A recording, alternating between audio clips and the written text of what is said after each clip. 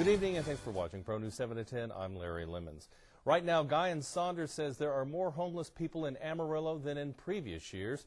They say it's because of the extended winter months this past year. This year, the Interfaith Campaign for the Homeless raised the largest amount of money in their history for homeless programs. Well, the 2014 campaign raised more than $300,000 for community agencies that help provide services for the homeless. All of the funds will go directly back to the Amarillo and Canyon programs that serve homeless clients or those at risk of becoming homeless. The campaign funds are applied to shelter operations and health programs. And education is also one of the most valuable resources for the homeless. Agencies in Amarillo say at any time there are thousands of homeless people in Amarillo every day, but they cannot get an accurate count because they say only some of the homeless use resources available. Tonight, Pro News 7 begins a two-part look at these issues. Marissa Lucero is in the studio and joins us now with more on helping the homeless stay hopeful. Marissa?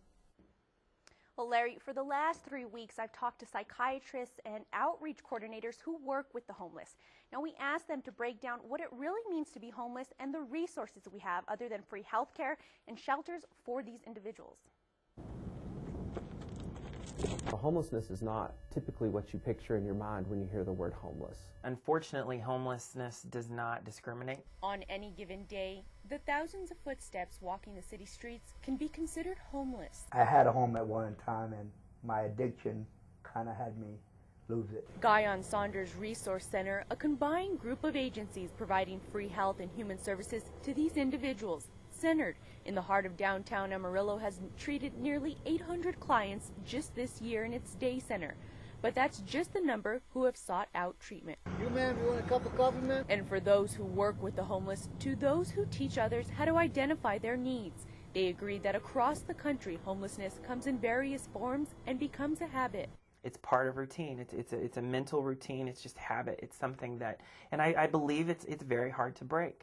And going back to what I was saying about community, that sense of community, that sense of togetherness, when you're coming from that, from being in that environment so much, and you go to a situation where you're now isolated in your own private home, that has to be very, very difficult.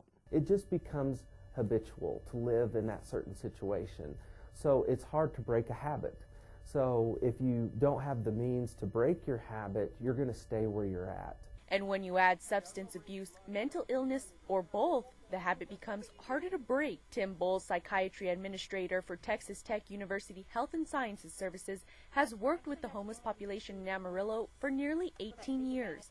He says he's identified thousands of homeless individuals with severe cases of mental illness. Homeless, if their habit is substance abuse and they can't stop using substances, it keeps them from going into a shelter, or it keeps them from engaging social services or adhering to their treatment in mental health, then they're likely to stay homeless. Combine mental illness with a habit hard to break and resources at the ready. Because we're going to have resources.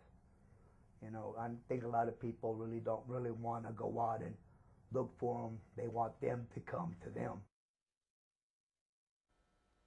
So what education services are out there to break this habit? Well, tomorrow night, we speak with Amarillo's homeless and share their stories of how local programs are making an impact. For part 2 of my special report, Helping the Homeless Stay Hopeful. Larry.